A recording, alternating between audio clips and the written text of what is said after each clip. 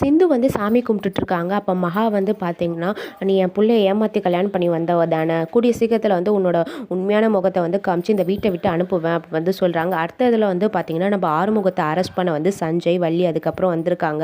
வள்ளி இது மாரி உன் மேல கம்ப்ளைண்ட் குடுத்துருக்காங்க அப்படின்னு வந்து சொல்றாங்க. நம்ம ஆறுமுகம் எல்லார்கிட்டயும் வந்து நான் எந்த தப்பும் பண்ணல அப்படின்னு வந்து சொல்றாங்க. நம்ம பைரவியும் வந்து பார்த்தீங்கன்னா, சஞ்சய் கிட்ட வந்து சொல்றாங்க, ஆறுமுகம் அது மாரி தப்புலாம் பண்ணியிருக்க மாட்டாங்க. வள்ளி தான் போய் சொல்றா அப்படின்றாங்க. அப்போ வந்து சஞ்சய் என்ன சொல்றாங்கன்னா, வள்ளி கம்ப்ளைண்ட் குடுத்துருக்கா. இவன் தப்பு பண்ணுவானா இல்லையான்னு அது வந்து விசாரணையில தான் தெரியும். இப்போ அரெஸ்ட் பண்ணி நான் கூட்டிட்டு தான் போவேன் அப்படின்னு வந்து சொல்லிட்டு ஆறுமுகத்தை வந்து கூட்டிட்டு போயிடுறாங்க. இந்த பக்கம் ஆறுமுகம் சஞ்சய் கிட்ட வந்து கேட்குறாங்க, எது இருந்தாலும் வந்து நீ நேரடியாக என்கிட்ட வந்து மோதி இருக்கணும். இது மாதிரி பின்னாடி குத்துறதுலாம் வந்து ஆம்பளைத்தனமே இல்லை அப்படின்னு வந்து சொன்னோன்னே நம்ம சஞ்சய்க்கு கோவம் வருது. உடனே போலீஸ் கான்ஸ்டபிளை வச்சு வந்து இவன் வந்து ஒரு பொண்ணை கற்பழிச்சிருக்கான், அவன் வந்து உண்மை ஒத்துக்கிற வரைக்கும் அவனை அடிங்க அப்படின்னு வந்து சொல்கிறாங்க. செம்மையாக வந்து அடித்து தள்ளுறாங்க.